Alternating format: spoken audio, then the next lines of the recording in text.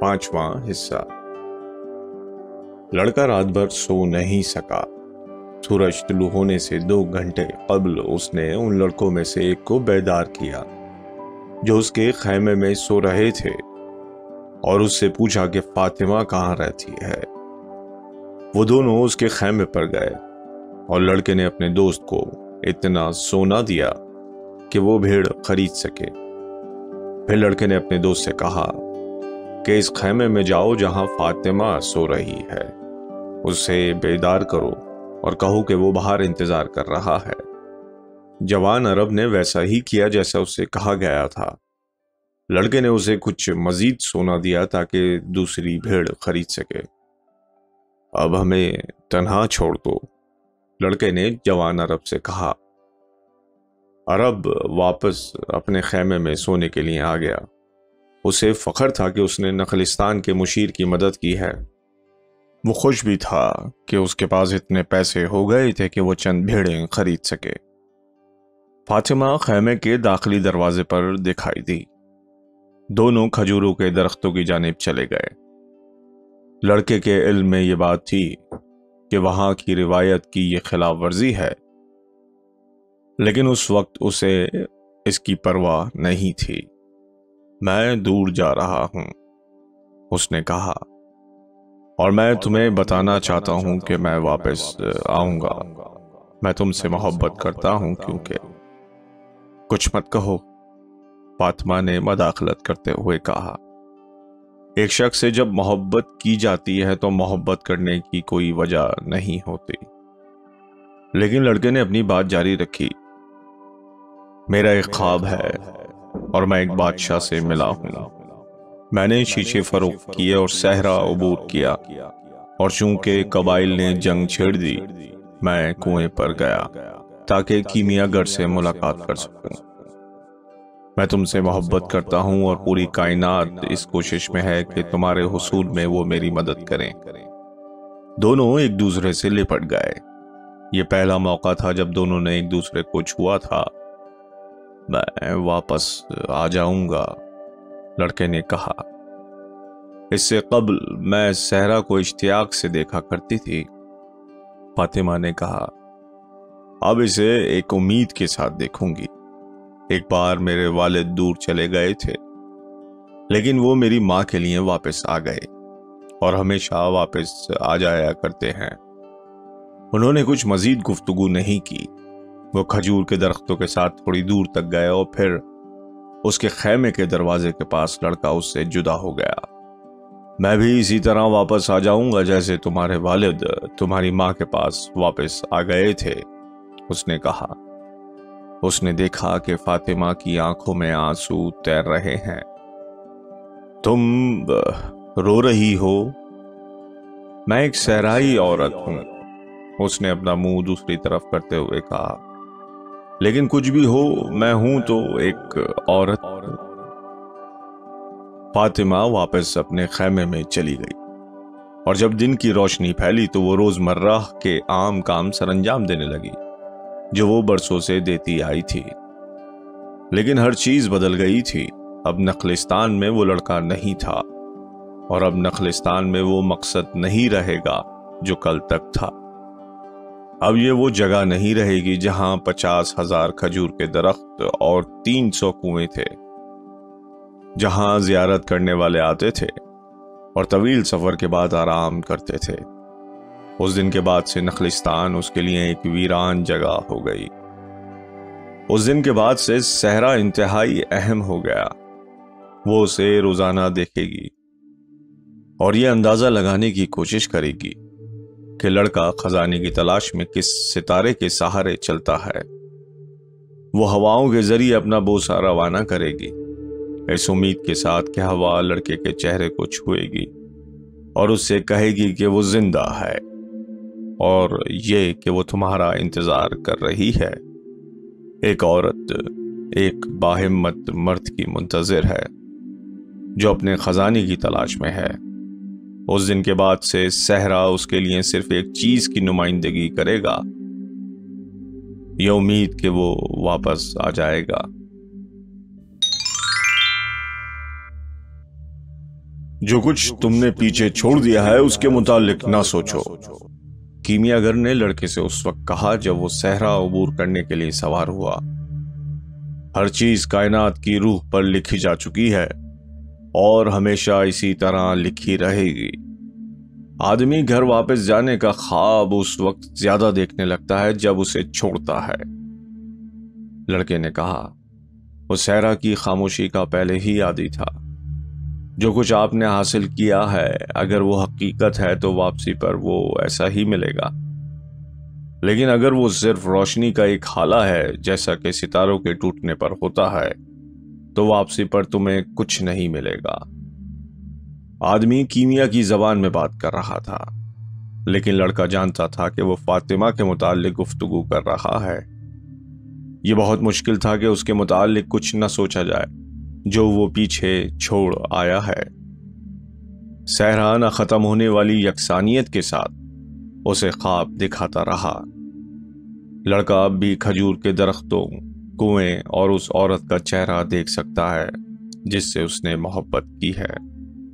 اسے انگریز بھی دکھائی دے رہا ہے، تجربات میں منہمک، وہ ساربان بھی جو ایک استاد تھا، بغیر یہ جانے کہ وہ استاد ہے۔ ممکن ہے کیمیا گر نے کبھی محبت نہ کی ہو، لڑکے نے سوچا۔ کیمیا گر اگلے گھوڑے پر سوار ہے اور باز اس کے کندھے پر بیٹھا ہوا ہے۔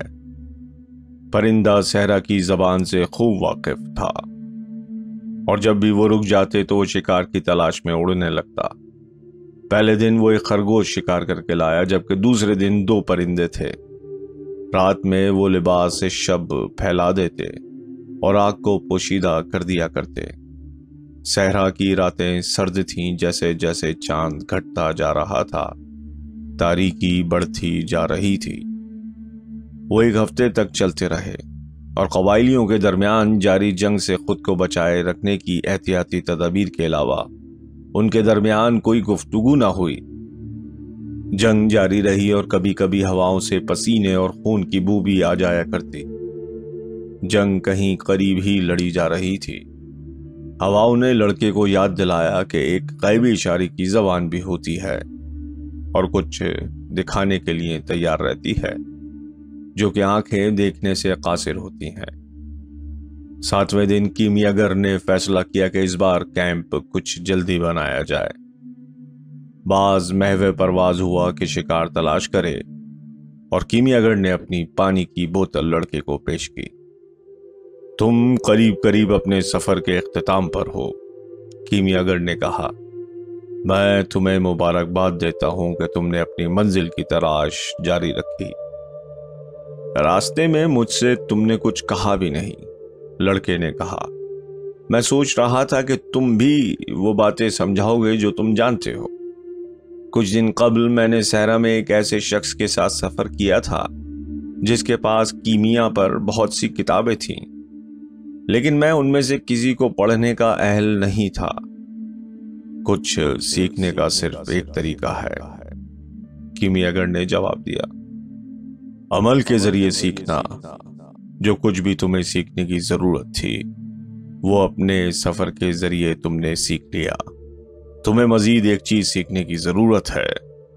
لڑکا یہ جاننا چاہتا تھا کہ وہ کیا چیز ہے، لیکن کیمیا گر خط افق پر اپنے باز کو تلاش کر رہا تھا۔